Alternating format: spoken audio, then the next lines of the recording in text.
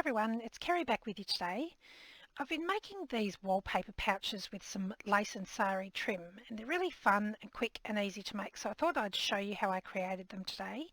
Now, you don't have to use wallpaper, you could use regular paper or fabric. Let's get started. So I've taken a sheet of wallpaper, and my wallpaper is roughly A4 size, and then I've folded it about 2/5 of the way across, like this. And that will give me the size of my pouch pocket. Now you might want to have a smaller or a shorter pocket and a larger flap.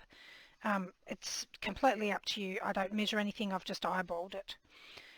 Then I have this piece that will be the flap that comes over the top. Once I've done the folding, I'll take it over to my sewing machine and I'll stitch down each side of the pouch in a zigzag stitch in a contrasting thread.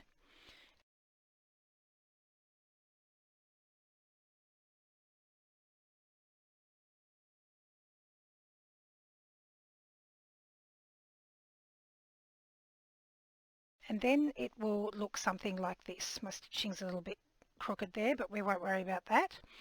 So then I have this flap, and my pouch essentially is complete in terms of its structure. So now I want to decorate the flap of my pouch with some sari silk and some lace. So I've pre-cut this piece of lace to roughly the same length as my pocket, and I've got a piece of sari silk here that is quite a bit longer because I'm going to put a bit of a ruffle in that as I'm stitching it. When I take this over to my sewing machine, I will line up the edge of the sari silk so that it's hanging slightly over the edge of my pocket, and I want this edge of the sari silk to be roughly lined up with the edge of the pouch. So roughly like that. Then I'll put my needle down into my fabric so that it's holding everything together. Then I have this little tool here which is actually a silicone spatula, like for putting on texture paste or whatever. Once my needle is down into my fabric, I can use this tool as I'm sewing, and it sort of helps pucker the fabric under the foot as it's stitching, and it keeps my fingers well away from the needle. So if you've got something like this, I highly recommend giving it a go. Once I've stitched this all the way down, there will probably be quite a bit of this sari silk left over, so I make sure that I put an anchoring stitch in the bottom here, and then I just cut off the excess.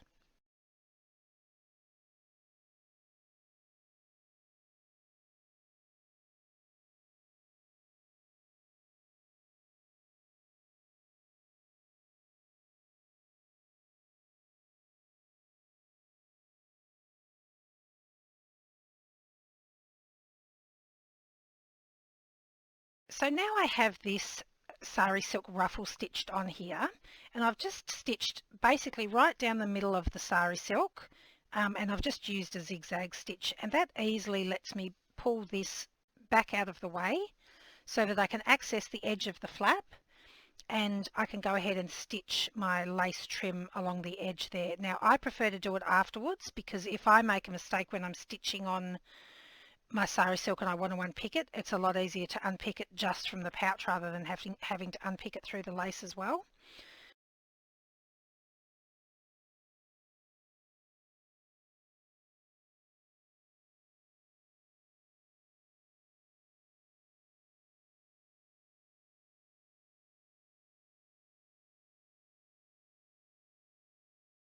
So once you've stitched on your lace, your pouch is pretty much complete and ready for you to fill up. You can go ahead and embellish it further if you want to. I've just filled mine up with some goodies, tied them closed with some black sari silk. I've added a little clip with a Tim Holtz word and also just a tea-stained tag that I have just done some stamping on. And I did create a couple of kits for the shop for those that were asking. So in the kit you'll get 3 pieces of wallpaper, 3 lengths of the decorative sari, 3 assorted pieces of the black lace, and 3 meters of black sari silk. You also get a little pin to attach your Tim Holtz word, and I've popped some tea-stained tags in there ready for you to stamp on as well. You'll also get one completed one in the kit, so you can have a look at that as you follow along with the tutorial and make your own. So there will be a limited number of these available in the shop, and the link for those will be in the description box below. Thanks so much for joining me today. I'll see you next time. Bye.